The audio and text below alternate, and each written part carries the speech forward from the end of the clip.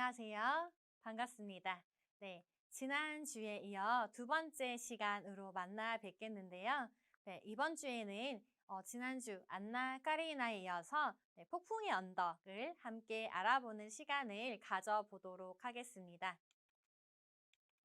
네, 사랑의 비극을 가장 아름답게 담아낸 19세기 소설로 유명한 바로 폭풍의 언덕인데요. 네, 영문학 3대 비극에 꼽힐 만큼 굉장히 유명한 작품으로도 알려져 있죠. 네, 에밀리 브론테가 쓴 폭풍의 언덕에 대해서 영화와 책으로 알아보는 시간 가져보도록 하겠습니다. 네, 폭풍의 언덕이 이렇게 높은 평가를 받게 된 데에는 작가 서머신 몸의 영향이 컸는데요. 사랑의 고통과 황홀, 그 잔인함을 이토록 강렬하게 표출해낸 작품은 없다라고 하게 되면서 서머신 몸이 재조명하게 되고 그 이후에 주목을 받지 못했던 폭풍의 언덕이 많은 사람들의 사랑을 받는 소설로 거듭나게 됩니다. 네, 에밀리 제인 브론테의 생애에 대해서 한번 알아보도록 하겠습니다. 네, 1818년에 태어나서 1840년에 짧은 생을 마감하고 죽었는데요. 네, 영국에서 태어나서 영국에서 그 평생을 살았던 작가로도 알려져 있습니다. 네, 브론테 남매들이 태어난 집이 지금도 영국에 가시면 저희가 방문을 할 수 있는데요. 에밀리 브론테의 집안에 대해서 살펴보겠습니다. 목사인 아버지, 이모인 엘리자베스 브레넬 아래 성장을 했고 어머니는 어린 시절 돌아가게 되면서 남매들은 평생 이모와 함께 살았습니다. 네, 샬럿 브론테, 앤 브론테와 함께 이 글을 쓰며 성장하게 되고요. 나중에 샬럿 브론테는 제인 에어라고 하는 작품, 여동생인 앤 브론테는 아그네스 그레이라고 하는 작품을 통해서 당시에는 드물게 3명의 자매 모두가 작가로 활동을 할 수 있었던 이 여류 작가의 부흥이 바로 이 브론테 자매로 굉장히 유명하게 알려져 있습니다. 네, 남매들이 글을 쓰던 방과 그 당시에 썼던 필기구, 집기들이 아직도 에밀리 브론테 생가에 가면 저희가 확인을 할 수 있고요. 에밀리 브론테의 생애에 대해서 알아보도록 하겠습니다. 1824년 기숙학교에 가게 되는데 이 기숙학교에서의 학대와 냉대를 이겨내지 못하고 결국 1년 만에 다시 돌아오게 됩니다. 그리고 이 기숙학교에서 겪었던 굉장히 비참했던 일들을 언니였던 샬럿 브론테가 제인 에어에서 담아내게 되면서 당시의 기숙학교에 대한 이런 학대에 대한 사회적 고발을 하게 되는 것을 알 수 있고요. 네, 집으로 돌아오게 된 에밀리 브론테는 언니인 샬럿과 이모와 함께 고향 마을에 학교를 세워서 좋은 학교 운영을 하고 싶어 했습니다. 하지만 결국 자금과 여러 가지 문제로 실패를 하게 되고요. 1847년 언니인 샬럿의 간절한 설득에 힘입어서 폭풍의 언덕을 출판하게 됩니다. 그리고 1848년 결핵으로 사망하게 되는데요. 네, 짧았지만 강렬한 삶을 살았던 에밀리 브론테의 모습을 확인할 수 있습니다. 네, 시인으로도 재능이 있었던 에밀리 브론테인데요. 지금도 이 시집을 사게 되면은 아름다운 에밀리 브론테가 남긴 시들을 읽을 수 있습니다. 네, 이 브론테의 자매가 영국 문학사에 굉장히 중요한 역할을 하는 작가들임을 알 수 있는데요. 브론테 자매들은 남성 작가들의 업신여김을 받던 여성 작가들의 글쓰기를 새로운 차원으로 끌어올렸고요. 여성의 입장에서 여성의 사회적 문제를 제기하고 있다는 데서 중요한 의미를 가지고 있습니다. 네, 에밀리 브론테는 어린 시절부터 셰익스피어, 그리고 밀터, 바이런, 스콧 같은 작가들의 작품을 읽으면서 성장을 했고요. 앞시대에 활동했던 오스틴, 그리고 고딕 소설의 영향을 받으면서 자신의 작품인 폭풍의 언덕을 구상하게 됩니다. 폭풍의 언덕은 영화로도 굉장히 많이 제작되었고 상영이 되었는데요. 아직까지도 많은 사람들이 좋아할 만큼 인기리에 방송되고 있는 영화화인 것을 저희가 알 수 있습니다. 오늘 같이 살펴볼 영화 이미지는 BBC 드라마에서 제작한 톰 하디와 샬럿 라일리 주연의 폭풍의 언덕 영화 이미지를 저희가 함께 감상하도록 하겠습니다.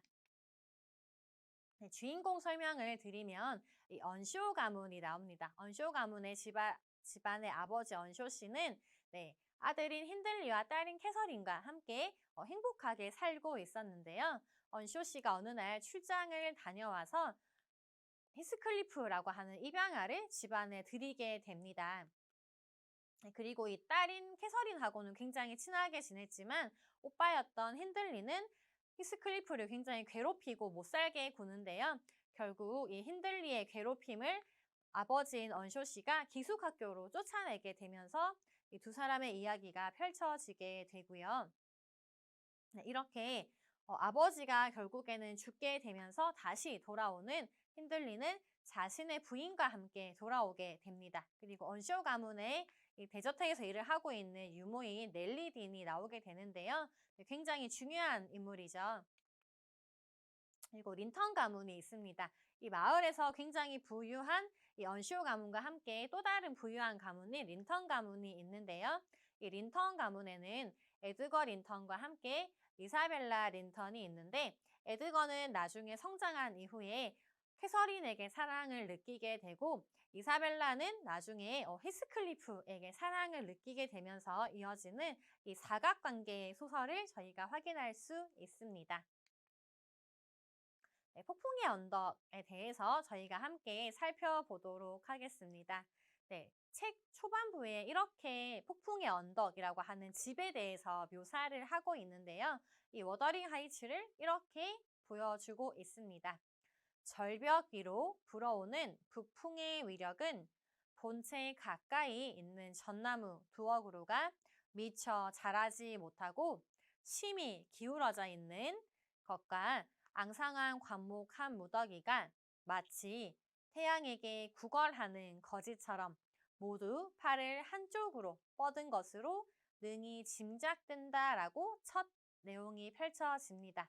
이 폭풍의 언덕은 굉장히 높은 언덕 꼭대기에 있는데 이 집은 바로 햇빛도 잘 안 들고 나무들도 자라지 못할 정도로 굉장히 어둡고 습하고 바람이 많이 부는 그런 곳에 위치해 있다는 것을 통해서 독자들이 이 책의 처음 시작이 굉장히 어둡고 음울하구나 라는 것을 눈치챌 수 있습니다. 이 초반부에 이렇게 힌트를 줬더니 결말은 결국 마지막 비극으로 끝나는 결말과도 맞닿아 있는데요.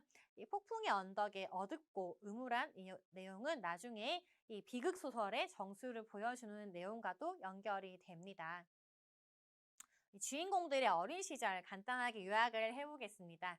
히스클리프가 언쇼에 의해서 입양이 되게 되고 힌들리가 히스클리프를 사사건건 괴롭히게 됩니다. 그리고 캐서린은 히스클리프를 보자마자 친하게 지내고 나중에는 사랑에 빠지게 되는 장면까지 저희가 확인을 할 수 있는데요. 힌들리와 히스클리프의 갈등으로 이어진 이 아버지와 아들의 멀어짐, 결국 히스클리프 때문에 친아들인 힌들리가 기숙학교로 쫓겨나게 되는 이 과정을 통해서 저희는 이 오이디푸스 컴플렉스라고 하는 심리 상황을 알 수 있습니다. 오이디푸스 왕을 통해서 아버지에게 아들이 동성인 아버지에게 적대적이지만 이성인 어머니에게는 무의식적으로 성적 애착을 가지는 복합적인 감정이 바로 오이디푸스 콤플렉스인데요. 아들과 아버지가 사이가 좋지 않은 이런 코드는 많은 문학 작품에서 등장하는 요소인 것을 저희가 알 수 있습니다. 그리고 점점 성장하게 되면서 캐서린과 히스클리프의 사랑은 깊어지게 되는데요. 서로를 아끼고 사랑하며 이렇게 함께 지내는 두 사람의 사랑 이야기 책에서는 이렇게 나옵니다. 자유로움에 대한 갈망이 있는 캐서린인데요. 이런 캐서린을 알아봐주는 유일한 한 사람이 바로 히스클리프입니다. 그리고 자기를 알아봐주고 있는 그대로 존중해주는 히스클리프를 사랑하는 것이 바로 캐서린의 운명이다라고 보여질 수 있는데요. 이렇게 서로 사랑하고 있던 두 사람에게 어느 날 큰 비극이 닥쳐옵니다. 자신들의 보호자였던 아버지 언쇼가 죽게 되는데요. 이렇게 아버지의 죽음으로 이후에 쫓겨갔던 힌들리가 다시 폭풍의 언덕으로 다시 돌아오게 되고요. 그래서 이 힌들리가 돌아오자마자 복수를 시작합니다. 자기를 쫓아내게 했던 이 히스클리프를 바로 하인으로 강등하게 되고요. 집안의 모든 권한을 가지게 되면서 폭력적인 모습을 보여주는 힌들리의 모습을 책과 영화로 통해서 확인할 수 있습니다. 네, 책에서는 힌들리가 히스클리프를 괴롭히는 게 이렇게 묘사되는데요. 힌들리는 히스클리프를 하인들 거처로 내쫓았고 교구 목사에게 공부하던 것을 그만두게 하고 밖에서 일을 하게 했다. 어느 농장 아이들처럼 심하게 부려먹었다. 라고 하면서 이 집안의 아들이었던 히스클리프가 이제 하인으로 전락하는 과정을 그리고 있습니다. 네. 힌들리가 돌아온 이후에 주인공들의 청년 시절이 전개되는데요. 힌들리의 학대를 견뎌내는 히스클리프, 이 학대를 견딜 수 있었던 이유는 바로 사랑하는 캐서린이 있기 때문이었는데요. 이 캐서린이 우연하게 에드거 린턴과 만나면서 사랑에 빠지게 되고 이 누구와 결혼을 할 것인가 라고 하는 문제로 캐서린이 힌들리, 히스클리프를 놓고 굉장히 심하게 고민하는 장면이 이 내용 중반부에 펼쳐지게 됩니다. 네. 에드거와 연인으로 발전하는 모습을 지켜보는 히스클리프의 괴로움을 저희가 작품으로도 볼 수 있는데요. 이렇게 캐서린은 에드거의 관계가 발전하게 되는데 날이 갈수록 힌들리의 괴롭힘은 심해지게 됩니다. 그래서 이 히스클리프가 결정의 순간을 내리는 그런 상황이 오게 되는데요. 네. 캐서린은 이제 본격적으로 고민을 시작하게 되죠. 내가 사랑하는 히스클리프를 선택하게 될 것인지 아니면 귀족 신분의 에드거 린턴을 선택하게 될 것인지에 대한 고민을 하게 되는데요. 매일매일 함께 나랑 있지 않고 너는 에드거 린턴과 있는 시간이 더 길다라고 말하는 히스클리프에게 캐서린이 짜증을 내면서 내가 너랑 함께 있는다고 해서 내가 더 이상 얻거나 즐거운 것이 없다라고 이렇게 자주 다투는 두 사람의 모습을 작품 속에서 확인할 수 있습니다. 네, 이렇게 에드거에게 청혼을 받은 캐서린이 등장하게 되는데요. 넬리와의 대화를 통해서 내가 히스클리프와 에드거 중에서 누군가를 선택할 것인가에 대한 답을 보여주고 있죠. 그리고 이 대화를 듣던 히스클리프는 오해를 하게 되고 이 폭풍의 언덕을 떠나게 됩니다. 시련의 상처를 얻고 히스클리프는 떠나게 되고 캐서린은 에드거의 청혼을 받는 이런 과정이 책에서는 이렇게 전개되는데요. 넬리와의 대화를 통해서 캐서린은 자기의 꿈 이야기를 해줍니다. 넬리, 나는 천국에 살면 너무 불행할 것 같아. 천국은 내가 있을 곳이 아닌 것 같더라. 나는 세상으로 보내달라면서 정말 서럽게 울었어. 천사들이 화가 나서 나를 집어 던졌는데 떨어진 자리가 폭풍의 언덕 꼭대기의 히스밭이었어. 나는 너무 행복해서 엉엉 울다 잠이 깼어 라고 말하고요. 이렇게 이어서 말을 합니다. 나는 천국에 살면 안 되는 사람인 것처럼 에드거 린턴과 결혼하면 안 되는 사람이야. 저 안에 있는 나의 오빠 힌들리가 히스클리프를 저렇게 천하게 만들지만 않았어도 내가 에드거와의 결혼은 생각조차 안 했을걸 이라고 자신의 진짜 마음을 넬리에게 말을 해줍니다. 이렇게 그리고 한마디를 덧붙여요. 넬리, 내가 히스클리프를 사랑하는 것은 잘생겼기 때문이 아니야. 그 애가 나보다 더 나 자신이기 때문이야 라고 말하면서 그와 나는 같은 영혼을 가지고 있다라는 것을 말을 하는데요. 린턴의 영혼이 히스클리프와 나의 영혼과 다른 것은 달빛이 번개와 다르고 서리가 불꽃과 다른 것과 마찬가지인 걸이라고 고백을 해요. 히스클리프에 대한 내 사랑은 땅 속에 파묻힌 변치 않은 바윗돌 같아. 넬리, 내가 곧 히스클리프인 거야 라고 넬리에게 히스클리프에 대한 큰 사랑을 고백합니다. 캐서린과 히스클리프의 사랑은 바로 나보다 더 상대방이 나 같은 영혼의 사랑인 것을 저희가 알 수 있는데요. 캐서린은 에드거 린턴의 조건과 외모, 그의 재력이 좋아서 그에게 결혼을 하겠다라고 넬리에게 고백을 하지만 내 사랑 히스클리프는 나보다 더 나 자신이고 그애와 나는 같은 영혼으로 만들어져 있다라고 말하면서 캐서린이 진짜 사랑하는 사람은 바로 히스클리프임을 알 수 있는데요. 이런 사실을 모른 채 캐서린이 나를 버리고 에드거를 선택하고 떠났다라고 오해하는 이 히스클리프와의 엇갈리는 상황을 영화와 책 중반부에서 확인할 수 있습니다. 네, 그리고 이제 3년이 지난 후에 에드거 린턴과 결혼을 하게 되는 캐서린이 등장하게 되는데요.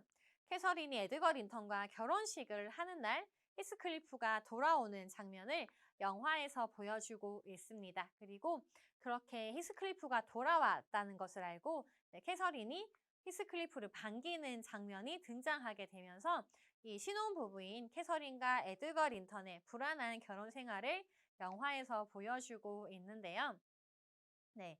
신혼임에도 불구하고 남편인 자신보다 히스클리프를 더 자주 만나려고 하고 더 애착을 느끼는 캐서린에게 질투를 하는 에드거를 캐서린이 이렇게 말을 합니다. 에드거가 지금 골이 났다라고 하고요. 내가 히스클리프 칭찬 몇 마디를 했더니 엉엉 울기 시작했어. 질투 때문에 그런 건지는 모르겠지만 이라고 하면서 내가 히스클리프를 만나고 있는데 남편이 왜 이해를 해주지 않는 거라며 이렇게 삐지는 이 캐서린의 모습을 볼 수 있습니다. 굉장히 좀 비상식적인 내용으로도 볼 수 있는데요.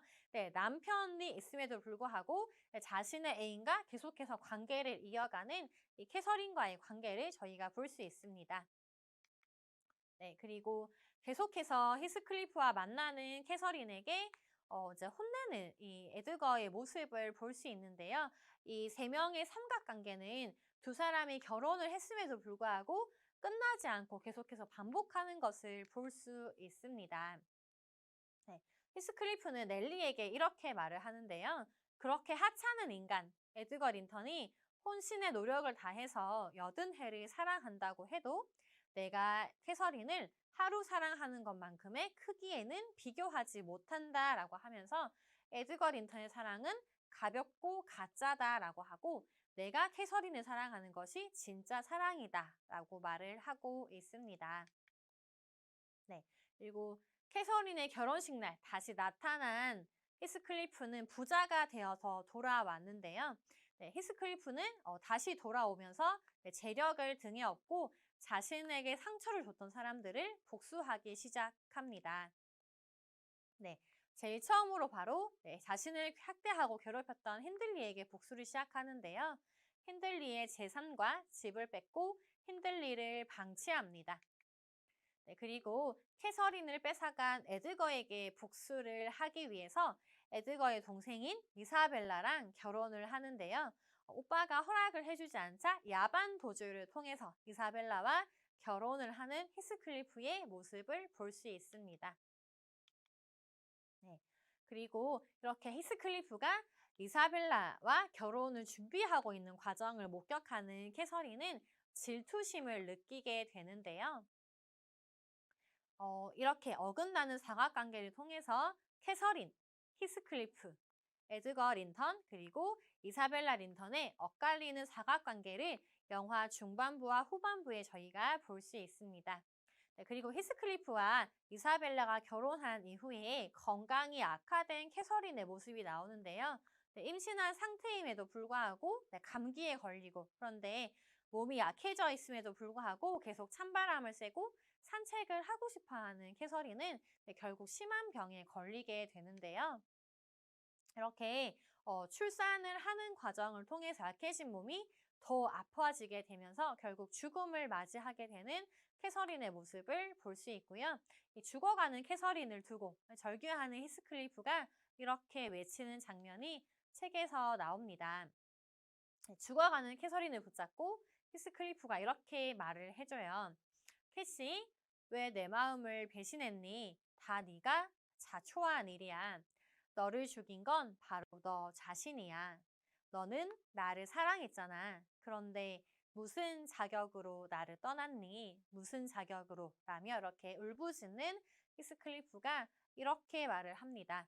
하느님도 죽음도 사탄도 누가 무슨 짓을 해도 우리 사랑을 갈라놓을 수 없었는데 네가 에드거에게 가면서 네 손으로 우리 사랑을 갈라놓은 거야 라는 원망의 말을 하고요. 죽어가는 캐서린을 붙잡고 내가 어떻게 살아가겠니? 너 없는 인생은 나에게 아무런 의미가 없다라고 말을 하면서 내 영혼, 나의 영혼은 너기도 하니까 나의 다른 영혼인 네가 무덤에 있는데 너라면 살 수 있겠어? 라고 말하면서 이렇게 슬퍼하고 절규하는 히스클리프의 모습을 저희가 볼 수 있습니다. 그리고 캐서린이 죽고 난 이후에 캐서린의 무덤에 밤에 찾아간 히스클리프가 캐서린의 시체를 향해서 이렇게 말을 합니다. 캐서린, 당신은 내가 살아있는 동안 편하게 쉬지 못한다는 것을 알고 있지? 당신은 내가 당신을 죽였다라고 했지. 그러면 귀신이 되어서 다시 나를 찾아와. 죽은 사람은 귀신이 되어서 다시 나를 찾아온다면서 라고 말하면서요. 나는 유령의 존재를 믿고 있고 언제나 유령의 모습도 괜찮으니까 언제나 나와 함께 있어줘. 그리고 차라리 나를 미치게 해서 당신 없는 지옥 같은 세상에 나를 버리지 말아줘 라고 하면서 캐서린의 유령을 불러들이는 히스클리프의 모습이 마지막 부분에 등장하게 됩니다. 네, 당신 없이는 살 수 없고 나는 당신의 유령이라도 나는 앞으로의 삶을 함께 살아가겠다라고 말하면서 이렇게 캐서린의 유령이 본격적으로 등장하는 캐서린과 히스클리프의 모습을 저희가 볼 수 있는데요. 네, 결국 이렇게 유령으로 나타난 캐서린 그리고 이 캐서린의 어린 시절 썼던 방을 통해서 이 캐서린과의 유령과 함께 대화하는 히스클리프의 모습을 독자들이 확인할 수 있습니다. 이 캐서린의 유령이 가지고 있는 의미를 살펴보면요. 사랑에 대한 지독한 그리움으로 이 유령으로 제외한 히스클리프의 광기의 사랑인 것을 저희가 볼 수 있는데요. 이 마지막 부분에서는 이렇게 책에서 나옵니다. 이 히스클리프와 캐서린의 유령을 보는 마을 사람들이 이렇게 독백을 하는데요. 이 포근한 하늘 아래에 이 비석들 둘레를 둘러싸고 있는 캐서린과 히스클리프의 유령이 보인다라고 하고요. 히스와 초롱꽃 사이로 날아다니는 나방들이 지켜보고 풀을 스치는 바람 소리를 들으면서 마을 사람 중에 한 명이 이렇게 생각을 합니다. 저렇게 조용한 땅 속에 잠든 사람들을 보고 어느 누가 편히 쉬지 못하리라고 상상할 수 있겠는가라고 끝나는데요. 결국 히스클리프가 죽음 이후에 캐서린의 유령으로 다시 재회를 하게 되고 각자 유령이 된 두 사람이 이 폭풍의 언덕 주변을 이렇게 유령으로 삶을 산다는 것을 이 마지막 결말을 통해서 알 수 있습니다. 이렇게 질투를 하기도 하고 엇갈리는 사각관계를 보여주고 있고 마지막에는 이 죽은 귀신을 불러내는 이 광기의 사랑이 이 폭풍의 언덕을 당시에 출간할 때는 많은 사람들이 부도덕하고 너무나 충격적이고 너무나 비이성적이기 때문에 도저히 이런 작품을 용납할 수 없다라는 시대상이 있었는데요. 작가인 에밀리 브론테가 이렇게 모든 인물들과 설정들에게 하고 있는 작품 해석에 대해서 알아보도록 하겠습니다. 평론가 마일스는 폭풍의 언덕에 대해서 당대의 사회 상황이 정확하게 반영되어 있고 19세기 산업화된 영국을 배경으로 여성의 지위에 대한 견고한 이해를 보여주는 작품이다라고 평가를 했습니다. 네, 이 인물들에 대한 갈등의 해석을 한번 살펴보도록 할 텐데요. 힌들리와 히스클리프의 갈등. 그래서 힌들리가 계속 히스클리프를 집요하게 괴롭히는 이런 상황을 보시면은 힌들리는 귀족 계급입니다. 그리고 히스클리프는 나중에 하인으로 전락하는 이 노동자 계급인데요. 힌들리는 당시에 영국 사회에서의 귀족 계급을 대표하고 있고요. 히스클리프는 노동자 계급을 대표하고 있습니다. 결국 이 귀족과 노동자 계급의 갈등이 힌들리와 히스클리프의 갈등으로 표현되는 것을 저희가 알 수 있는데요. 19세기 초반에 영국 요크셔 지방에 있는 이 전통적인 이 자작농가, 지주계급 사회를 바탕으로 이제 배경으로 하고 있고요. 이 전통적이고 인습적인 사회가 와해되면서 이제 자본주의 사회, 공장으로 변화하고 있는 이런 산업혁명의 과정을 통해서 이 자작농 계급과 지주계급, 그리고 하인들과 신흥 산업 자본가들의 인간관계에 이 갈등에 초점이 되어 있다라고 아놀드 캐틀은 평론을 했습니다. 네, 그리고 이 작품에서 등장하고 있는 캐서린의 유령이 가지고 있는 의미는 이 억압되어 있던 변방에 위치한 이 소외된 존재들의 분노를 상징하는 것으로 설명하고요. 히스클리프는 자본가 계급인 힌들리에게 복수하는 노동자 계급의 영웅으로 해석되어집니다. 네, 다른 갈등은 바로 이 가부장 제도화의 갈등인 것을 볼 수 있는데요. 네, 힌들리와 에드거 린턴과 갈등하는 캐서린과 이사벨라의 모습을 저희가 알 수 있습니다. 네, 캐서린은 지주 계급의 딸이지만 딸이기 때문에 상속권이 없습니다. 이 부친과 오빠의 지배 아래에 단지 결혼이라는 제도를 통해서만 이 피보호자의 위치를 벗어날 수 있는데요. 상속권이 없기 때문에 결국에는 결혼으로 자신의 생계를 이어가야 하고 캐서린은 결혼 후에 다시 남편의 지배 아래 귀속되게 됩니다. 이것은 빅토리아 시대의 여성들의 삶을 그대로 보여주고 있는데요. 여성들은 현모양처의 모습을 요구받았고 이 현모양처의 모습에서 벗어날 때는 타락한 인간이 될 수밖에 없습니다. 네. 여성은 부모의 상속을 물려받을 수 없고 투표권 그리고 직업을 가질 수가 없었고 대학을 다닐 수 있는 공부할 권리가 없었습니다. 이렇게 핍박받고 있는 여성들의 삶을 바로 캐서린과 이사벨라의 모습을 통해서 보여주고 있는 것이 폭풍의 언덕이 가지고 있는 중요한 의미로 볼 수 있고요.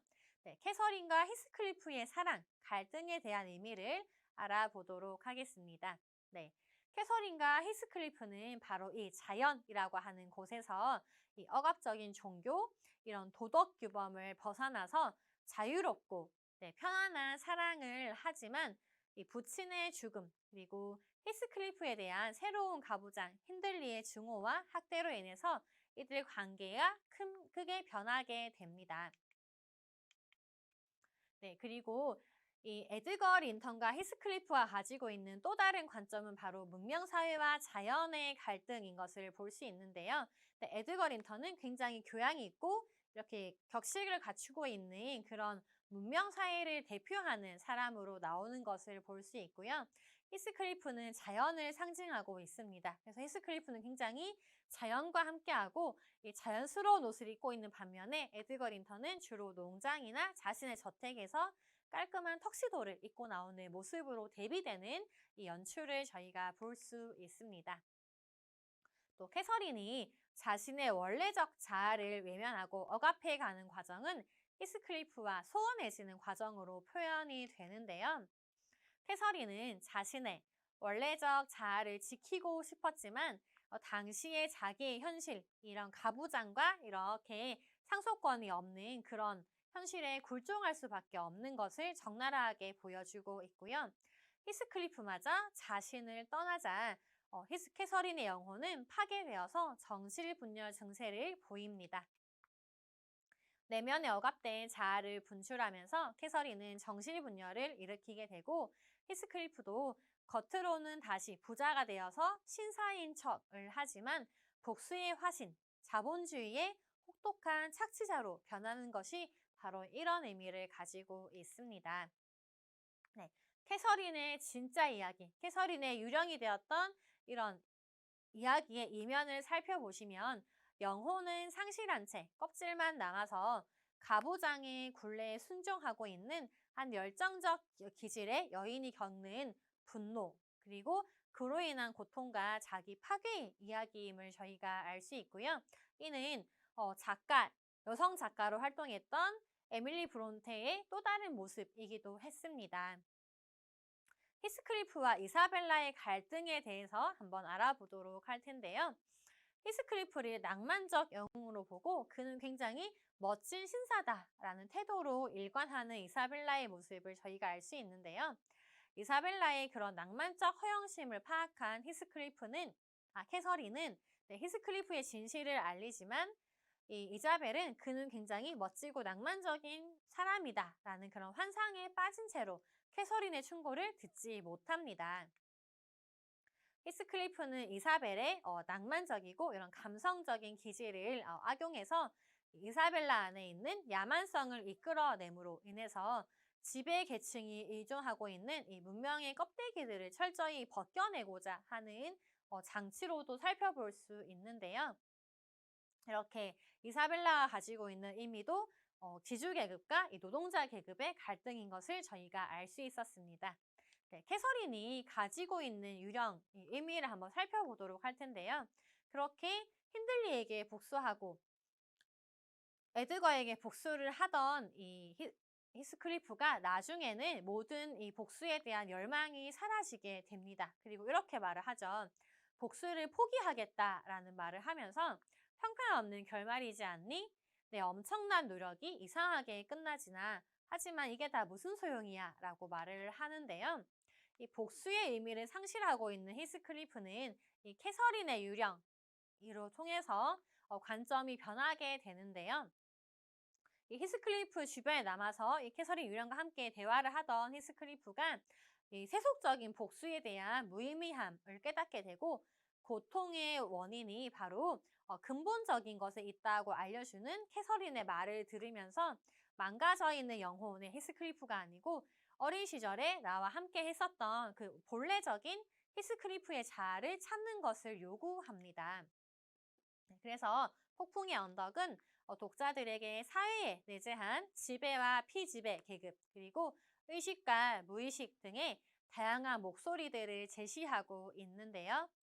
작품의 유령은 억압된 무의식이자 어떤 종류의 지배적인 획일성, 경직성, 독단성에 저항하는 인간 심리의 본원적 에너지를 의미하는 것이다 라고 원은경 교수는 분석을 했습니다.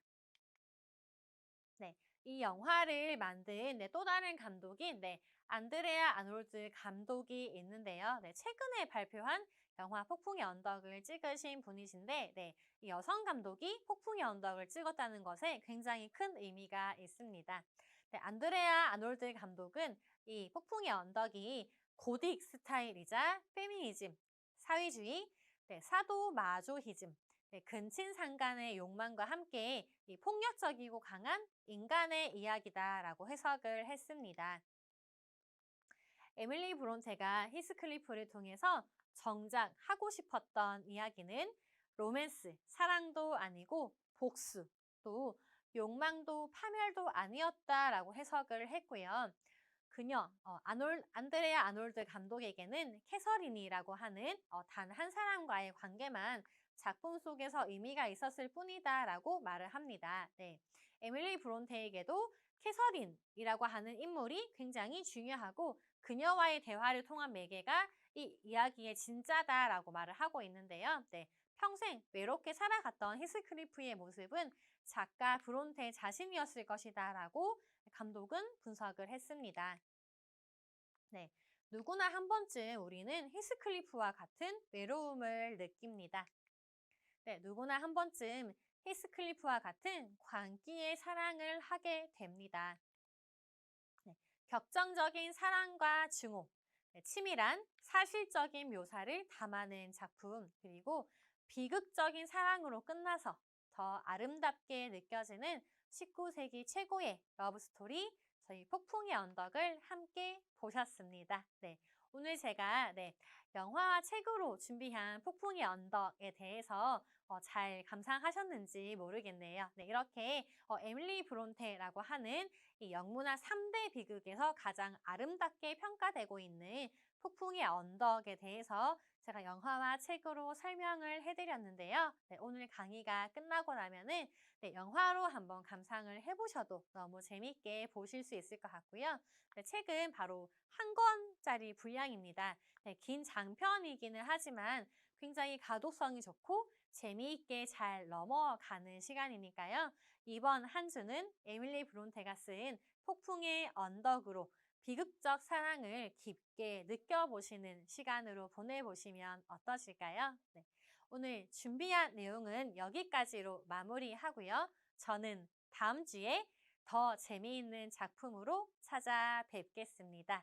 경청해 주셔서 감사합니다.